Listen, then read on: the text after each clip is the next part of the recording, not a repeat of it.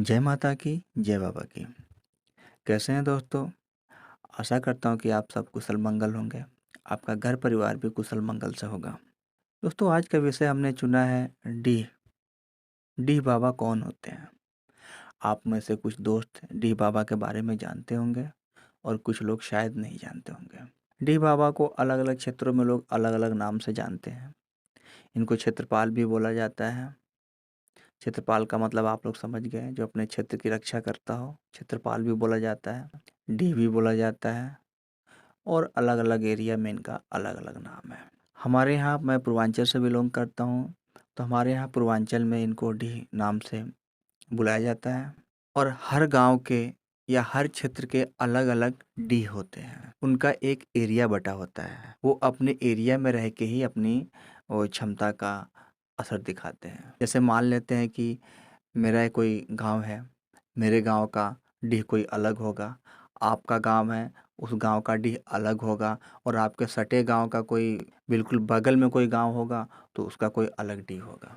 तो इनका एक अलग अलग एरिया है, और इनका निवास स्थान कभी भी पूरब दिशा के तरफ होता है। कभी भी याद रखिएगा, डीह का स्थान जो होता है वो दिशा के अनुसार चलें तो कभी भी पूरब दिशा के साइड ही होगा। आप लोग गौर कीजिएगा, ध्यान दे सकते हैं। उस पूरब दिशा में अगर कोई देवता होगा, स्थानीय देवता होगा, तो वो डीह का ही होगा। और ये डीह बहुत ही पावरफुल होते हैं। इनकी इजाज़त के बिना कोई भी कार्य नहीं किया जा सकता है। जैसे मान लेते हैं कि मैं उदाहरण के तौर पे मैं बता दूं कि मैं किसी और जगह का रहने वाला हूं। मान लेते हैं फ़िलहाल के लिए मैं कहीं और का रहने वाला हूं और आप कहीं और हो। हमारा एरिया अलग है, आपका एरिया अलग है।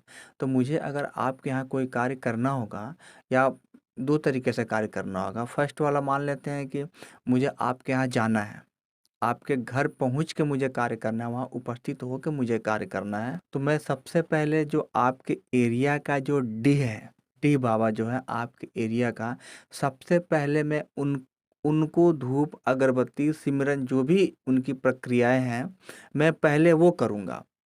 कुल मिला के सिंपल मैं समझाने के लिए मैं बोलूँ कि सबसे पहले मैं उनसे रिक्वेस्ट करूँगा, मैं उनको हाथ जोड़ूँगा कि हे डीह बाबा, हे डीह महाराज, मैं आपके क्षेत्र में आया हूँ, मैं इस कार्य के लिए आया हूँ और आपका सहयोग होना बहुत ज़रूरी है।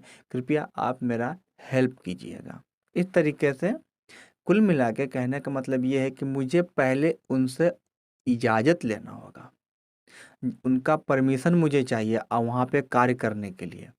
अगर वो परमिशन नहीं देंगे तो मैं कोई भी कार्य वहाँ पे नहीं कर पाऊँगा। मेरा कोई भी काम सक्सेस नहीं होगा। एक तो वहाँ पहुँच के हो गया, और एक दूसरे कंडीशन में बात करते हैं कि मैं किसी अलग लोकेशन पे हूँ, मैं अपने घर पे हूँ, मेरे घर का डीह अलग है, और आपके घर पे आप कहीं और के रहने वाले हैं, और आपके यहाँ मुझे यहाँ से रहते हुए आपके यहाँ कोई कार्य करना हो, या मैं आप बोलें कि मेरे यहाँ ऐसी परेशानी है, आप मेरी परेशानी को दूर करें, तो मैं यहाँ से अगर कोई अपना सामान भेजूँगा, तो सामान भेजने से पहले मैं आपके डीह से मैं कॉन्टैक्ट करूँगा।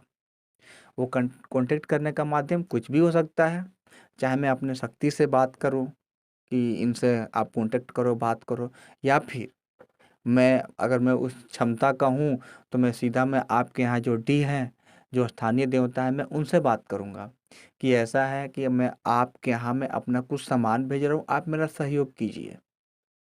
तो वो बोलेंगे ठीक है, आप सही, आपके लिए सहयोग है, आप अपना कार्य कीजिए, तो हम अपना काम कर पाएंगे। और इजाज़त वो नहीं देंगे तो हम नहीं कर पाएंगे। वैसे इजाज़त मिल जाता है। अब डिपेंड करता है फिर भी अपने नेचर के ऊपर कि हम किस तरीके का काम कर रहे हैं। वो सबके लिए होते हैं, किसी एक के लिए नहीं होते हैं। पर्सनली किसी एक के लिए नहीं होते हैं वो। डी बाबा किसी एक के लिए नहीं होते हैं। तो इस तरीके से होता है। उसके बाद से मान लेते हैं कि मुझे कुछ गलत भी करना होगा। सपोज दैट मुझे कुछ गलत भी करना होगा कि आपके यहाँ मारण क्षमता ही मुझे करना होगा कि मतलब मारण किया जाए, मारण क्रिया किया जाए। किसी को मारना है, मृत्यु के दरवाजे तक उसको भेज देना है, मृत्यु उसको प्रदान करा देना है, तो उसके लिए भी डीह का सहयोग बहुत ज़रूरी है। अगर जब तक मैं उनसे ऑर्डर नहीं लूँगा, मैं वो नहीं मार पाऊँगा। फिर तो गलत बात है, मैं समझाने के लिए बस बोल रहा हूँ। तो डीह का होना बहुत ज़रूरी है। और जो डीह को लोग कई तरह से पूजते भी हैं, उनका भोग कई तरीके से होता है, भोग उनको लोग देते हैं, कई लोग शुद्ध भोग चढ़ाते हैं, कई लोग मांसाहारी वाले होते हैं, वो बलि वाले, उस तरीके से उनका पूजा पाठ करते हैं, वो भोग लगाते हैं।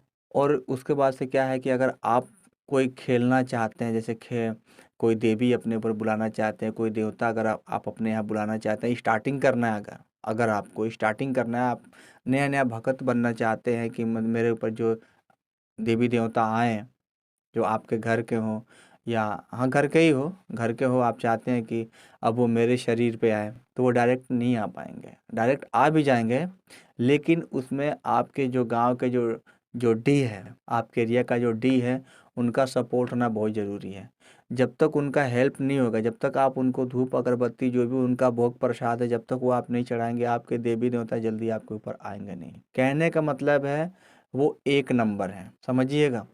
डी बाबा जो हैं वो एक नंबर हैं, और एक के बाद ही दो आएगा, तीन आएगा, चार आएगा, पाँच आएगा, छः आएगा, सात आएगा, आठ आएगा, जो भी है नंबर एक के बाद ही आएगा। तो अगर आप एक के बाद चाहेंगे कि सीधा मैं दो नंबर, तीन नंबर, चार कर दूँ, तो पॉसिबल नहीं है, आपको एक से ही स्टार्ट करना होगा।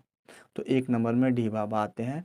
तो अगर आप भगत बनना चाहते हैं कि मैं कोई अच्छा भगत बनूं, या आप देवी देवता को अपने ऊपर लेना चाहते हैं, सवारी उनका करना चाहते हैं, करवाना चाहते हैं, तो उसके लिए आपको डी बाबा का पूजा करना बहुत ज़रूरी है। और भी डी बाबा के बारे में और भी बहुत सारी बातें हैं, लेकिन वीडियो बहुत लंबा हो जाएगा। डी बाबा को कई तरीके से लोग अलग अलग क्रिया में प्रयोग करते हैं।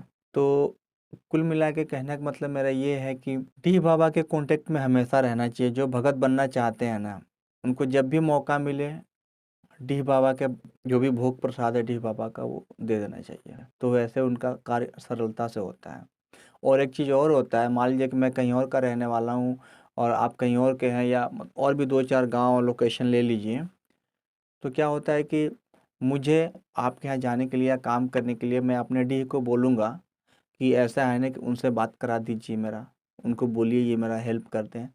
तो वो डी, मेरे यहाँ का जो डी है, मेरे यहाँ का जो क्षेत्रपाल है, ये आपके यहाँ के जो डी हैं उनसे ये बात करेंगे। सब कोई नहीं बात कर सकता है।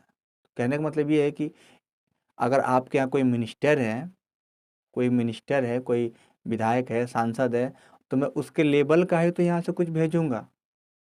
छोटा मोटा कोई भी व्यक्ति को भेजूंगा तो वो तो उसको इग्नोर कर देगा या वैल्यू नहीं देगा उसके बातों को। तो उसके लेवल के ही लोग को यहाँ से भेजा जाएगा।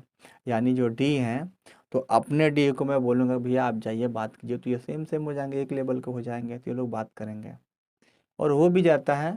इसमें कोई ज़्यादा झंझट नहीं है। तो वीडियो बहुत लंबा हो रहा है, और आप लोग डी बाबा का सेवा कीजिएगा, क्षेत्रपाल का सेवा कीजिएगा। डी बाबा के साथ में एक और शक्ति चलती है, एक वो देवी है। डी बाबा के साथ में एक और शक्ति चलती है, उसके बारे में नेक्स्ट वीडियो में बात करेंगे कि वो कौन सी शक्ति है। डी बाबा के साथ में वो भी शक्ति चलती है।